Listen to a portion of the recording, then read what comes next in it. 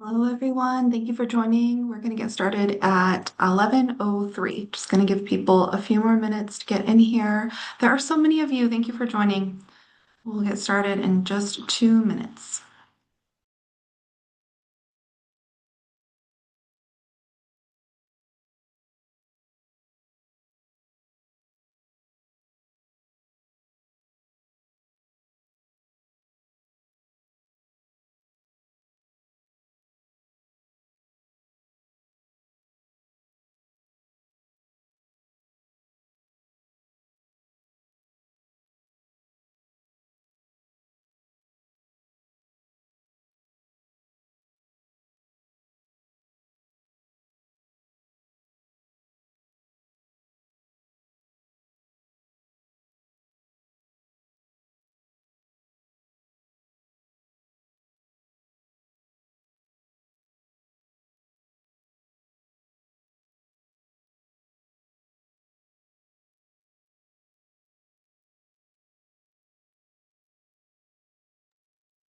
Welcome in, everyone. We're going to get started in just 1 minute. There's a Q&A feature down at the bottom of Zoom if you have any questions. I have Kirsten here with me helping filter through and respond to questions. We'll get started at 11.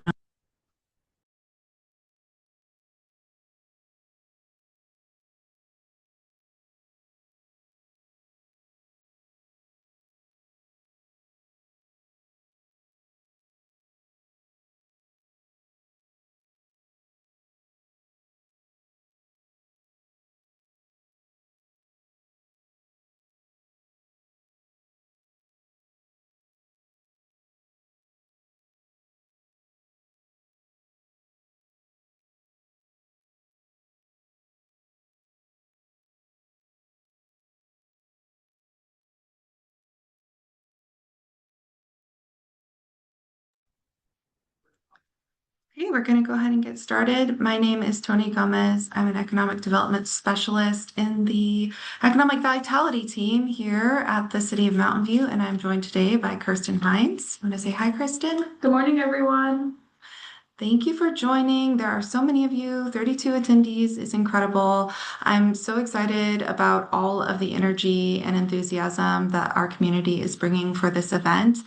And we're going to go ahead and get this webinar started. This webinar is being recorded and we are going to post it on our new YouTube channel. So we'll have that up as soon as we can, and we'll send it out to the same email list that we sent this webinar out to. Alrighty. So what is the Makers Market? The Makers Market is a craft fair. It's not that, it's exciting. It is going to be a very homegrown event, and we are really looking forward to featuring the work of all of our local artists. I can't get to Zoom for some reason. Here we go. Um, so I'm having a little trouble with my slides. Let's see if we can advance this. No. There we go. Great. Okay, great. So the Makers Market is a pilot series. So we are piloting 4 dates in the fall on the 300 block of Castro. It is a free vendor opportunity. We are going to create a really great environment. But again, this is a pilot project, so there is no guarantee that this will continue forward. So we are really looking to recruit a cohort of founding vendors, which will include many of you on this call today, to get this off the ground. This is the pilot, but you are the plane. So we got to build the plane, and I need all of you to be part of it. And I need your enthusiasm and support and dedication to making this a really big success. The dates that we are targeting are all on Friday in the evening around commuter hours, and we do expect a high level of foot traffic. If you've been downtown on a Friday afternoon, evening, it gets very lively, and we're excited to have this event pop up in that environment and create a really great place for people to support local art, shop local, keep money in our local economy, and just generally create more of a vibe downtown of excitement and fun. So, who can apply for the Makers Fair? The Makers Market, sorry. Anyone who is ready to sell their products can apply. We are not accepting any resellers or multi-level marketing companies or sellers. You cannot vend hot food or fresh food out of respect for our businesses downtown that pay a lot of rent to be able to sell their products downtown. It is free to apply and it is free to vend, but you will need a Mountain View business license and a seller's permit. Getting a seller's permit is free.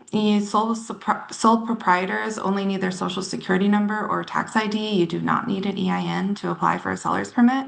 You can register for a CDTFA account on the CDTFA website. And for the supplier portion of that application, you can use information from any business where you're buying art supplies.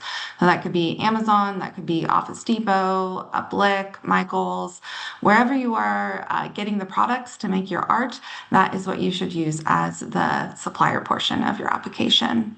Once you have your seller's permit, you can apply for a Mountain View business license. For your taxpayer ID, you can use your social security number or your tax ID. The NAICS codes that is 711510 for independent artists, writers, and performers, and your Mountain View code is 2404 for artists. There are actually 3 ways to receive a free business license. You can receive an exemption from business taxes if your business makes less than $5,000 a year. You can receive an exemption if you plan to work in Mountain View for less than 6 days a year. And you can also receive an exemption if you have no employees, if you're a sole proprietor. Many folks who have applied for the Makers Market so far have received their business license in like 4 to 5 business days.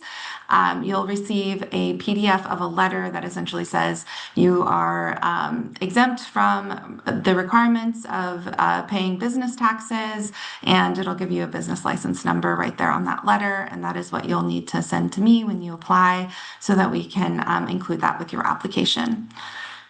If you have any questions about getting a business license, you're welcome to reach out to me and I'm happy to walk you through it. You can also come here to City Hall and our finance department at the counter will be happy to help you fill out the application and get it submitted on the same day.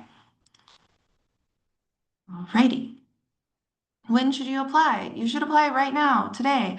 Applications are going to be accepted until June 24th. So we have about 3 weeks left to apply. Vendors will receive more information about the status of their application on July 1st. So we're going to review these applications very quickly.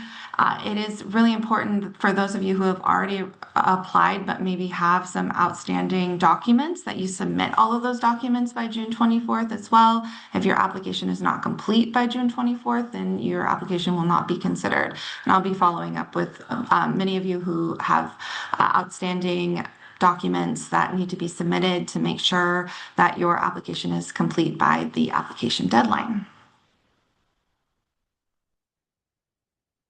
The Makers Market is going to take place on the 300 block of Castro from Ludwig's all the way to Ava's is really our focus area, the primary market area.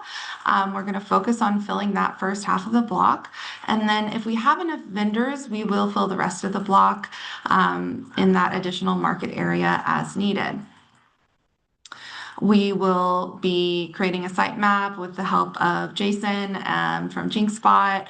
Jason's been out there with his measuring tape and chalk and is creating really great site maps. So your vendor assignment and your booth space will be shared with you at the end of August before the first Makers Market.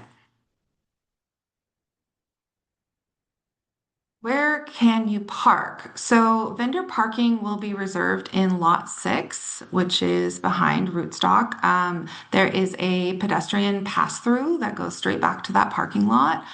And you cannot bring any vehicle of any kind on Castro Street Pedestrian Mall. So that includes e-scooters, e-bikes, cars, trucks, vans. Any motorized vehicle is not allowed on the pedestrian mall.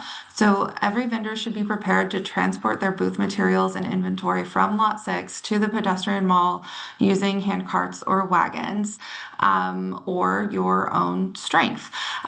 We are also not able to unload at this at the intersection of California and Castro. We do see trucks sometimes stop there to do their unloading. That is very dangerous for the pedestrians trying to use the crosswalks there at that intersection. So we will not be allowing cars to stop there and unload. You will need to park in the vendor parking lot in Lot 6. We will reserve spots for you and we will provide you with parking passes. So that will be easy peasy. You'll come to Lot 6, you'll unload your stuff, you'll bring it through that pedestrian pass through into the pedestrian mall and go to your booth space and get set up.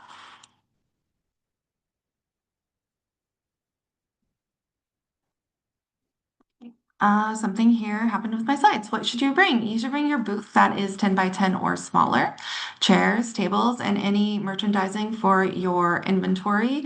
It is also very important that you bring weights or sandbags for your pop-up tent. You cannot stake into the asphalt on the pedestrian mall. You cannot tie things to our lovely patio fences or light poles. So it is going to be important to have sandbags or weights or to be able to secure down the pop-up tent.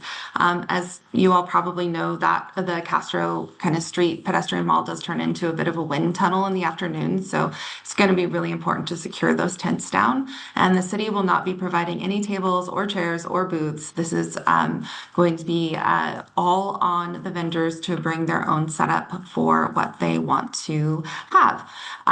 You do not have to have a 10 by 10 pop-up tent. If you have a smaller tent, if you want to just do a table, that's totally fine. I encourage you to use the size of table and or booth that is appropriate for the amount of inventory you have. And we will begin vendor setup at 1:30 p.m. We have adjusted this a little bit from what was advertised in the kind of materials so far. So we're going to do 1:30 p.m. You can begin to set up. The open market hours will be advertised to the public as 3 p.m. to 8 p.m. and breakdown can begin at 8 p.m. and all equipment must be offsite by 9 p.m. This was based on some feedback we received that we hadn't really allocated enough time to unload and get everything set up in the previous kind of posted program guidelines. But we wanted to create a nice healthy window of 90 minutes to be able to get all your stuff from the parking lot to the pedestrian mall and get set up. Breakdown can begin at 8 p.m. We're really going to discourage early breakdown. I understand sometimes people have to leave, but it'd be great if everyone can stay until 8 p.m. What else was I going to say about this? I think that's it. We are excited to have you there for the 5 hours. I think 5 hours is a really great shopping window and is going to overlap with a lot of the activity downtown and hopefully bring a lot of customers to your booths. Well, you have access to power. No power will be made available. We encourage you to bring battery powered devices as needed for any lights or anything else that you might have for your booth and your merchandising. Generators are prohibited in all of Mountain View, so no gas powered generators will be allowed. If you have a power bank or some kind of battery operated situation, of course, that is totally fine, and I encourage you to bring it. In addition to this, we are aware that like as the months go on and we get into the winter months, it is going to be darker earlier, and we are investigating other supplemental lighting options. But we hope that you'll bring, string lights. There are string lights there on the 300 block of Castro, and we will figure out lighting as we go, as is needed. Can you share a booth? Yes, of course. We will confirm booth sharing details once the roster of vendors is confirmed in July. but each vendor will be responsible for applying to the Makers Market and getting their own Mountain View business license and seller's permit. So that means that two vendors who apply and are accepted July 1st can let us know that they're going to be sharing a booth. It means that you cannot be accepted to the Makers Market as a vendor and then say, hey, oh, by the way, I'm going to share my booth with this other business. That is not going to work because of our vendor policies here at the city. I will also note, I didn't put this on a slide, but we are also waiving the requirement for event insurance for all makers and vendors. So you'll be signing essentially a waiver that will, kind of indemnify the city from liability, but we are not requiring you to secure your own event insurance. We are trying to keep this as affordable and free as possible for all of our micro entrepreneurs and small businesses out there. So that is what we are doing to support that. I have just shared a ton of information and I'm sure we all need a moment to process. And while we do that, I'm going to jump straight into the Q&A.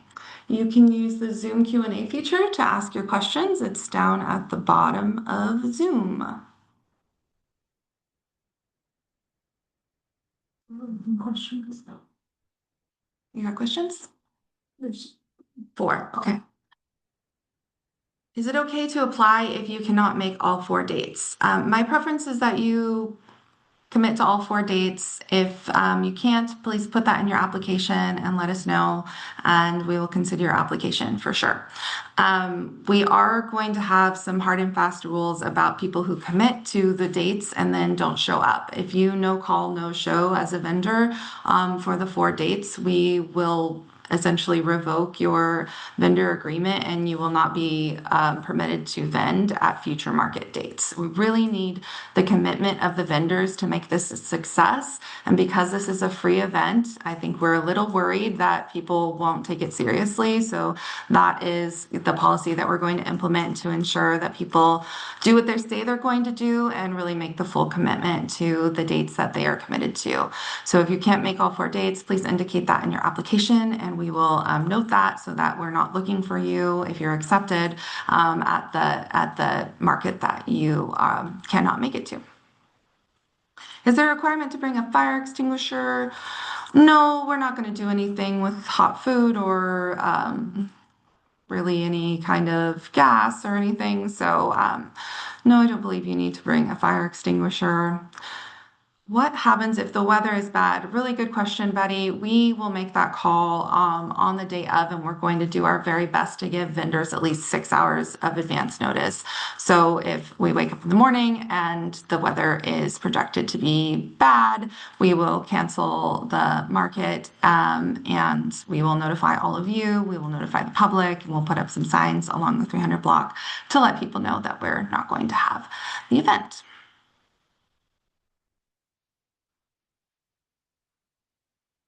Renee, the 90-minute window, I think, is going to be sufficient for making it from the parking lot to setting up your booth and displaying your merchandise. If you need help, we will have staff available to give you a helping hand. And unfortunately, we can't move up the setup time just because it will create a really big overlap with the lunch rush downtown. We don't want you to have to be navigating too much like pedestrian traffic as you're setting up.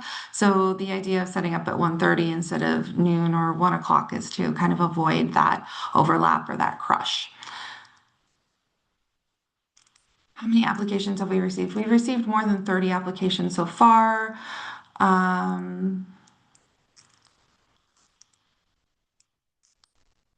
Vendors likely to be chosen to vend for multiple months or just one. We will be accepting, if you are accepted to the Makers Market, we are going to offer you a booth space for all 4 dates.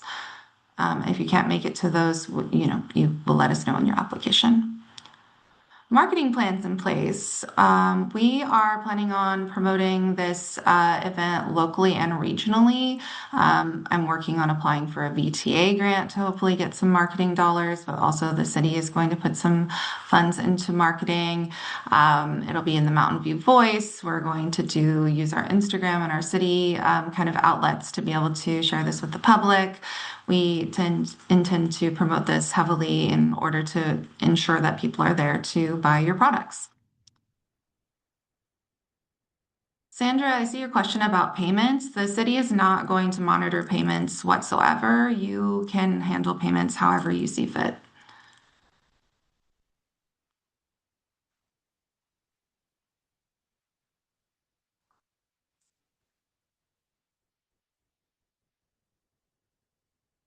Can you say, I see your question about resell or like selling your friends' items at your booth. I haven't really thought about that. I'm gonna have to get back to you on that. If you can drop your email in the Q&A, no one else will be able to see it except us, and I'll be happy to figure that out with you. How many vendors will there be if the half block is used? Probably about 25.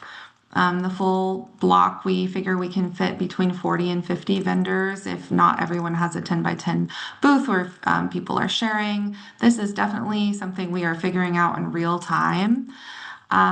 Yes, and I see your question, Kathy, about preference given to Mountain View residents. Yes, there is a preference given to Mountain View applicants. You are at the top of the list.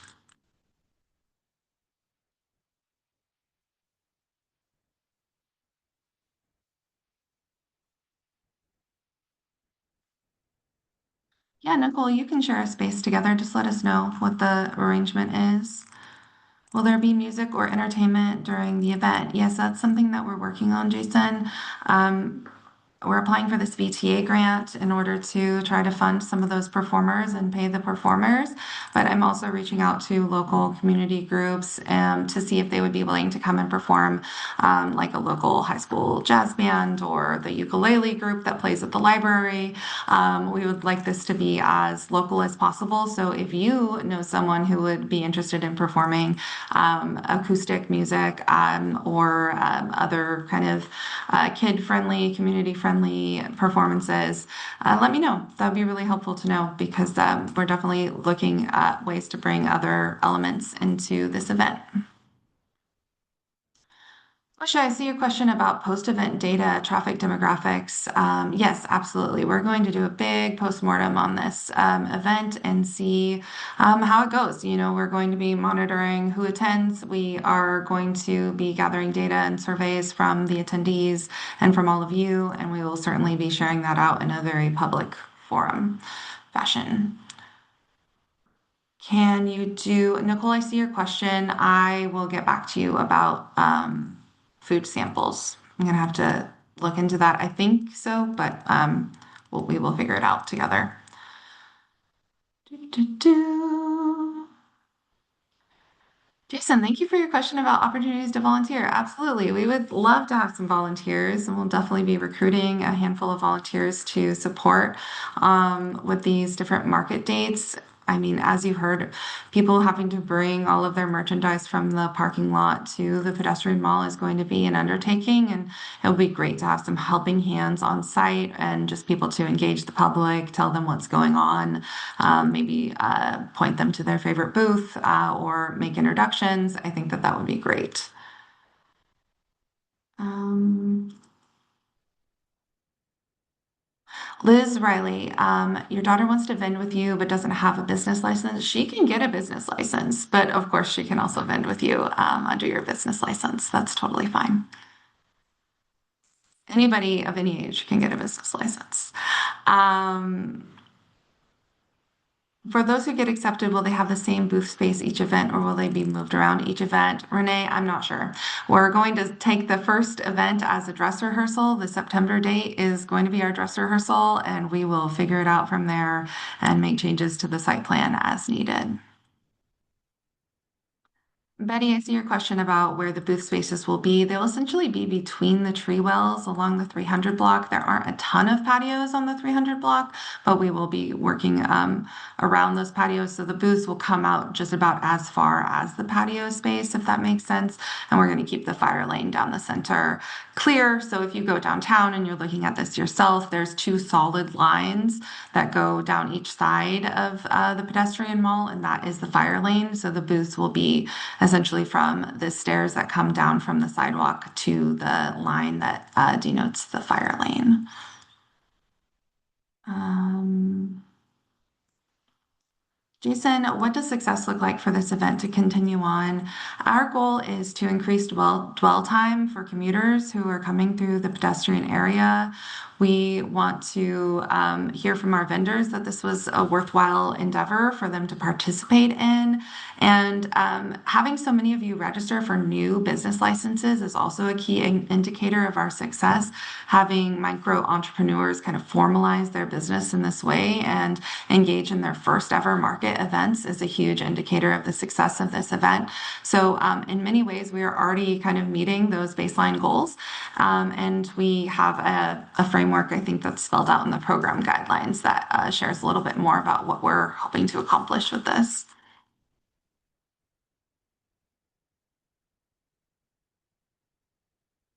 Jesse, yes, absolutely. We are going to send out the slideshow and the YouTube link to everyone who is here and everyone who registered and everyone who has applied so far. And we will also post it and on all of our social media outlets. Um, Okay, I think we've kind of like slowed down on questions.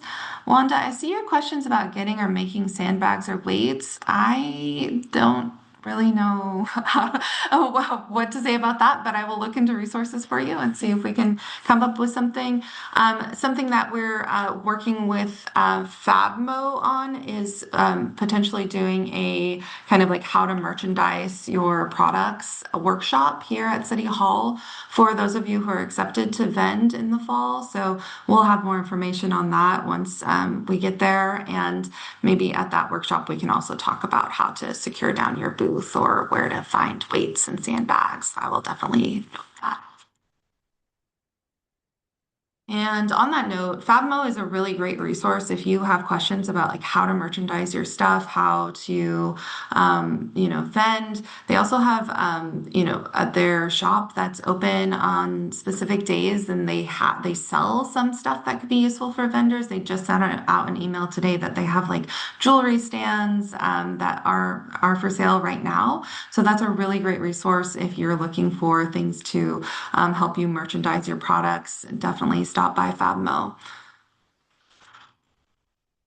Okay. The rate of questions has slowed down a little bit. If you have additional questions, please drop them in the chat. Of course, hi Linda. I love Fabmo. I'm obsessed with you. um, yeah, a really great resource for our community. Absolutely.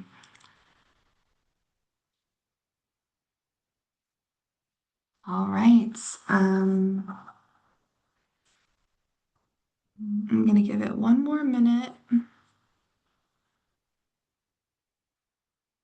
Almost about check-in sessions.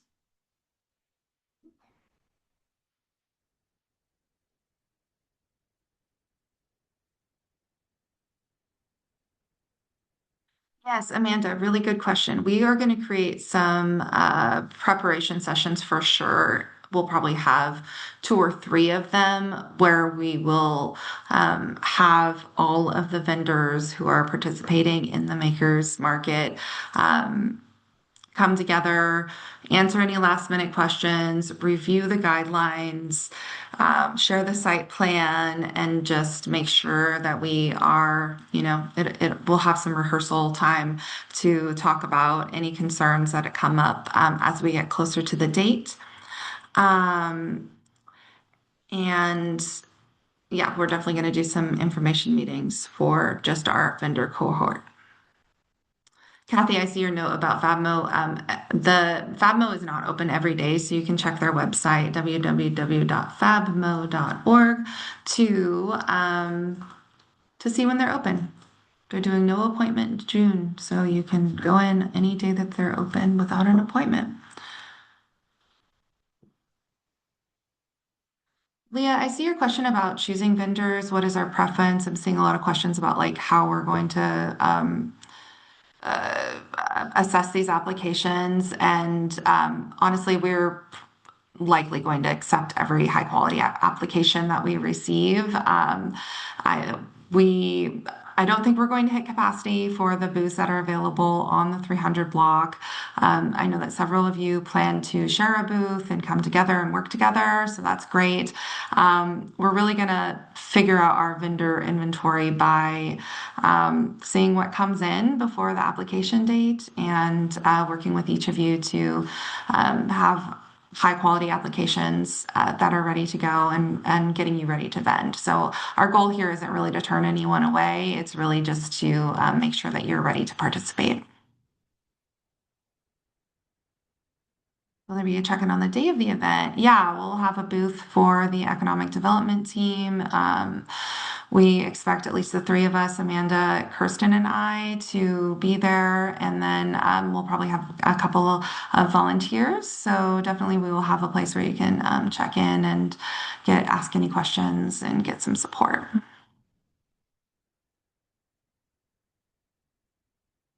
Yes, Betty, we did clear that up in your email. Thank you. Um,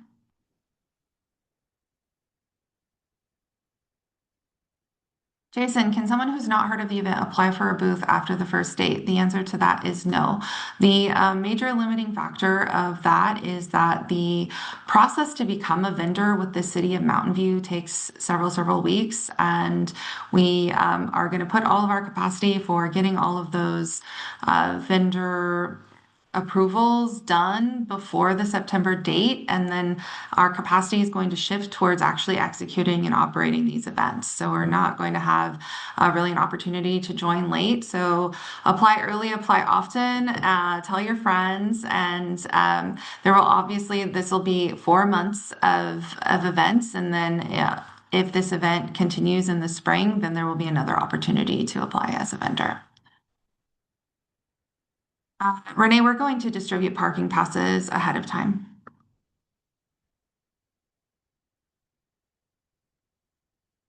Liz, I see your question about bathrooms. That is something that we are still figuring out and hopefully something that we can use grant funds for.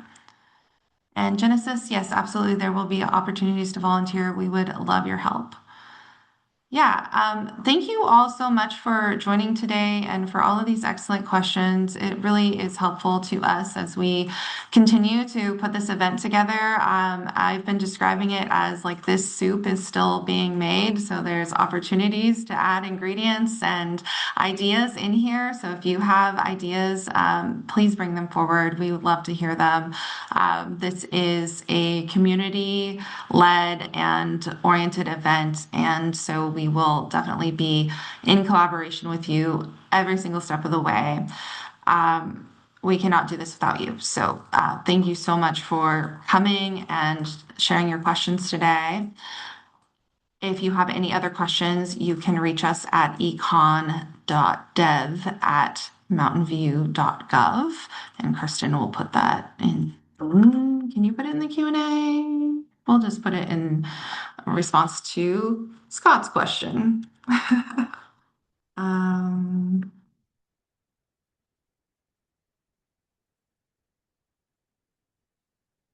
Amanda, I see your question about drinking alcohol on Castro Street. We are not going to be activating the entertainment zone during this event, but people will be able to obviously go over to Ludwig's, get a beer, and drink that beer on their patio, or go to Rootstock and get some wine and drink that wine on their patio. So there will be options for people who want to engage in drinking, but this is not an entertainment zone event.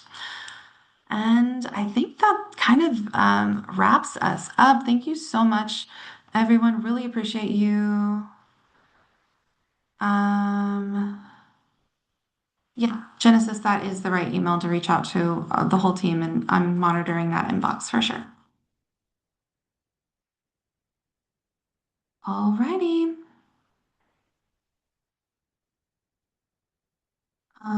Yeah, Barbara, I'll get back to you.